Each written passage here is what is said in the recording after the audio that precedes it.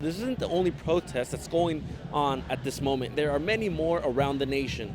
Members of the Council on American Islamic Relations will continue to visit different universities to address issues on President Trump's executive orders on a proposed Muslim ban. Ofrendas like these are set up with a loved one's picture and their favorite food. LA Galaxy closed their preseason in a 2-1 loss against the Portland Timbers. Miembros del Cónsul Islámico visitarán diferentes universidades para hablar sobre las órdenes ejecutivas en un partido que fue muy trabado en el medio campo y de poca acción. They are now applying for humanitarian visas to be able to work legally in Mexico. In Tijuana, Mexico, for Valley View News, I'm Alfredo Perez. After failing to cross the Mexican border into the United States, many Haitians are finding a home in Mexico. Many are even finding work and shelter. Ocidio Dini has given up trying to cross into the United States. He's found work in Tijuana as a security guard. Diodini says he's fine with starting a new life in Mexico because he feels at home there. Thank God that the Mexican government is allowing us to live here. I'm thankful with all Mexicans, the federal police, and the Mexican immigration. I'm very thankful. I'm going to become a Mexican, God willing, because I like Tijuana a lot. It hasn't been easy for all Haitians in the last few months. Many of them went to South America, but the economy and violence there drove them to Mexico. Many wait outside shelters like this one that provide meals, beds, and showers. Others wait on sidewalks for job opportunities. Shelter director Pat Murphy says Haitians can benefit the Mexican community. And some of the folks are professionals. Of course, a lot of them don't have the language, so they'll have to be brought up to speed in that. But we've had teachers, we've had lawyers, people who have studied, who can offer a lot to Mexico. Getting a job isn't easy for all Haitians. Some sell native food on shopping carts to make a living. Luisme Casimil migrated to Venezuela after the Haitian earthquake with his wife and son. Casimil says his dream is to make it to the United States, but he is willing to stay in Mexico. I was in Venezuela for 9 years. I left Venezuela because the situation is very bad. That's why I didn't stay there. I came here for a change, and if I can't get into the U.S., I'm going to stay here. Not all Mexican citizens are happy with Haitians staying in Mexico. We can't forget about our indigenous communities that we have in Chiapas, Michoacán, and Durango. We aren't feeding them, so why should we do that to our brothers that we weren't expecting here? Many of these Haitian refugees thought they could gain political asylum in the United States, but that was a false rumor that was spread among the refugees. Political asylum from the United States is no longer an option for Haitian immigrants. They refuse to go back to their native country of Haiti because of the bad economy. They are now applying for humanitarian visas to be able to work legally in Mexico. In Tijuana, Mexico, for Valley View News, I'm Alfredo Perez. People of all ages rallied outside of City Hall to protest against President Donald Trump. Protesters carried anti-Trump signs with clear messages. Carl Strom says Trump's latest actions have made him come out and support the protest. I haven't demonstrated for 50 years, which makes me a bit ashamed, but I feel so bad about the present situation that I thought I should get out.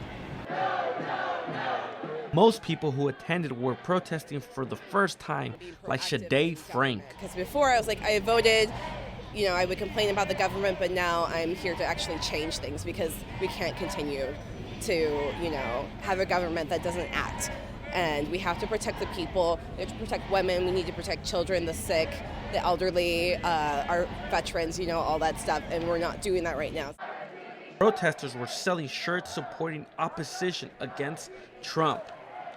One activist who went by the name of Activisto carried a mannequin to deliver a message. We're supposed to help each other, carry each other, without seeing the color of our skin or any type of racial hang-ups. And so, it's just a message of love. Love our community, our hardworking community. This isn't the only protest that's going on at this moment. There are many more around the nation. In Los Angeles, California, for Valley View News, I'm Alfredo Perez. The speakers addressed the current situation with Trump's executive order, which has been held up by the courts. They also provided information on how to deal with a proposed ban. This whole event today is kind of addressing what we've seen, what's been done by the Trump administration, publishing these executive orders, which took a direct stance on marginalizing the Muslim community, the immigrant communities, and banning people from 7 Muslim-majority nations. The program was launched. Muslim speakers answered questions on the executive orders. Nizarine Elamin Abdelrahman was a detainee at JFK when Trump's executive order was enforced.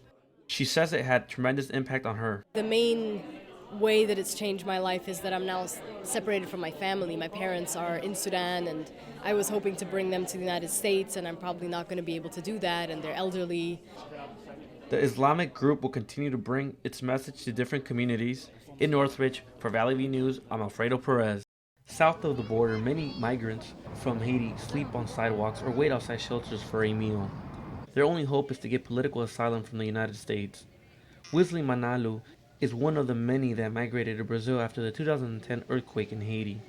Manalu says he left Brazil for a better life. The situation is very difficult in Brazil. In Brazil, I suffered a lot. I didn't have a house or money. Only God knows how I made it to Tijuana because walking was very difficult and expensive. Casa del Migrante is one of the 5 shelters that provide food and clothing for immigrants.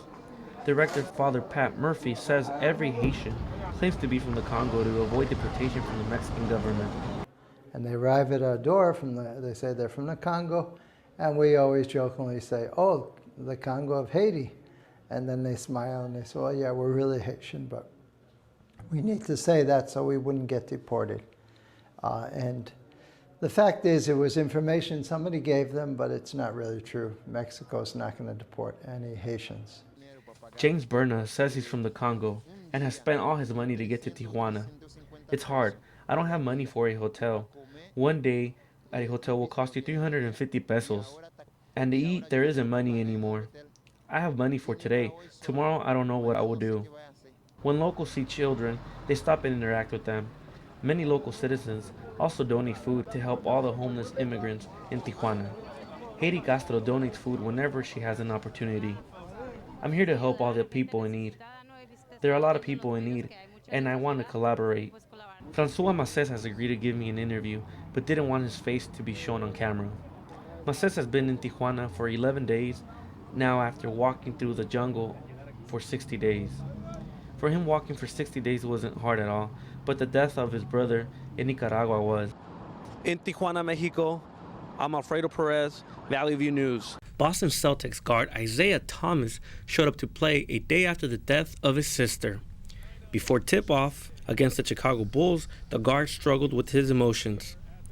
Then, with a little over 3 minutes left in the third quarter, Thomas made a mid-range shot to bring the Celtics up by 3. With 7 seconds left in the third, Chicago's Jimmy Butler made a 3 to tie the game 74 apiece. History repeats itself yet again, with underground networks protecting undocumented people. Rapid Response, the group based in Los Angeles, are buying homes for families to live in.